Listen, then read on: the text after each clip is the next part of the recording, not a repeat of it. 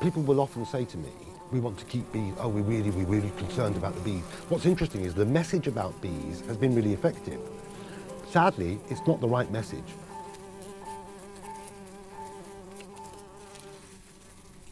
The honeybee is absolutely not the only bee. There's 250 other species just in the UK. And generally people just don't know that there are other bees out there. So when people say we want to save the bees, actually I'm sure they mean all of the bees, but it's just not known how many different species of bees there are. We have 25 species of bumblebee, and then all the rest of that 250 is solitary bees. Being a beekeeper really has helped me realise the interdependent nature of all things.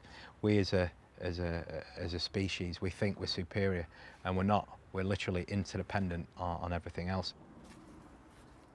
I mean, the more I get into bees, the more I realise how different and diverse they all are. And the more I get into honeybees, the more I don't understand, or the less I know about the other types of bee. I think the media have, with the best will in the world, have latched on to a very strong bees are threatened and in decline.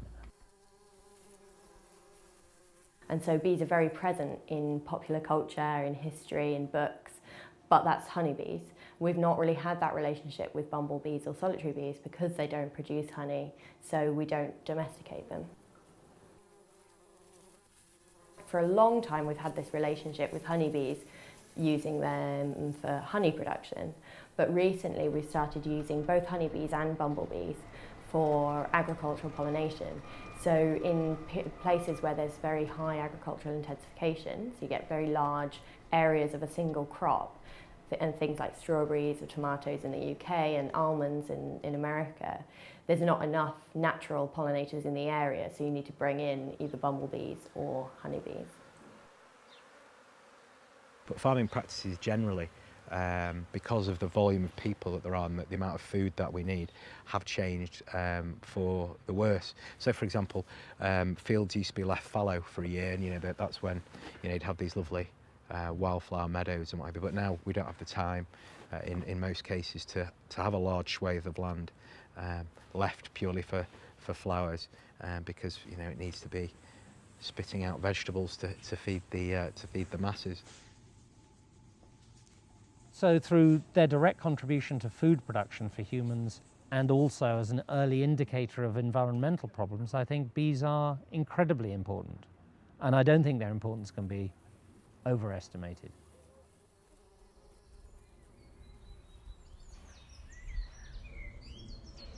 Lots of different crops and wildflowers can only be pollinated by insects, and some of them, such as tomatoes, can only be pollinated by bees, and specifically by bumblebees.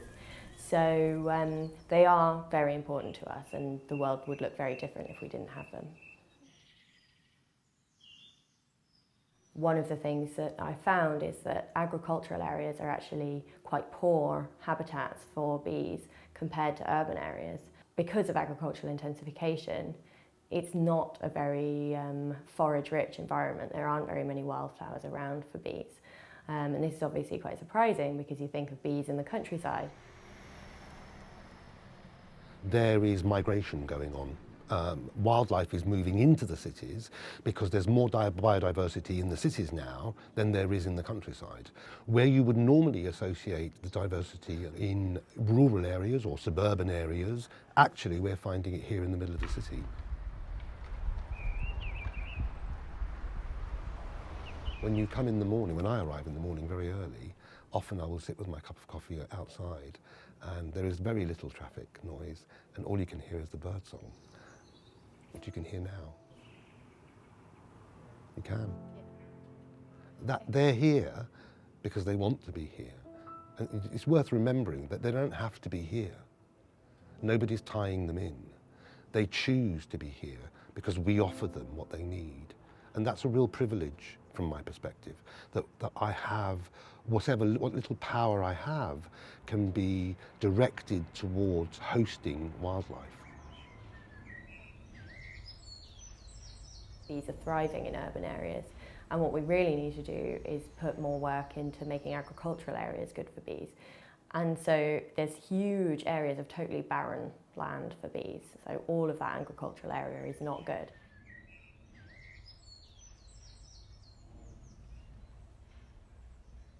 The biggest threat that bees have at the moment is habitat loss. So that's where I'm letting the side down a bit, really. What we call weeds, which we call pests, are actually, again, another essential part of the ecosystem. City parks, they can be a hugely important resource for bees, and they're actually managed for humans, but they can be great for bees. And I think the key is to make sure that we're managing them for both bees and humans. So some flowers look great for humans, but they're not appropriate for bees. So either they're too highly bred, so some of the really showy dahlias, actually the bees can't get inside to get to the nectar. The solution to the problem is not for more beekeepers. They were doing well for millions of years without us. The solution really is for us to respect our ecosystems, and if people out there want to help bees, the best thing they can do is grow bee-friendly plants, really. That's the key. Biologically, I think it helps the eyes to look at green. There's nothing like communing with nature. There's nothing like getting your hands dirty to take your mind off your other problems. Just grow flowers the best way you can, on the balcony or whatever. That's the key, really. Growing flowers inside, behind the window is not going to help much, sadly, because they won't be able to get in. But obviously, the more sort of flowers out there, the better, really. Don't forget, plants work in reverse to us. So they take in carbon dioxide and give out oxygen. So actually, they are our best friends. They really are. We should be side by side. And actually, man's behaviour over the years has attempted to quash the development of green spaces and the development of plants, and actually we should be coexisting. We should be symbiotic in our relationship. And I think if we do more of that, this topsy-turvy world that we're creating, where wildlife is migrating into the cities, maybe we are the custodians, not the farmers. Maybe we are the custodians of wildlife, us city dwellers. That's possible. Take a little responsibility. Someone's got to look after them. Absolutely, we should be embracing them. Yeah. Bring it on.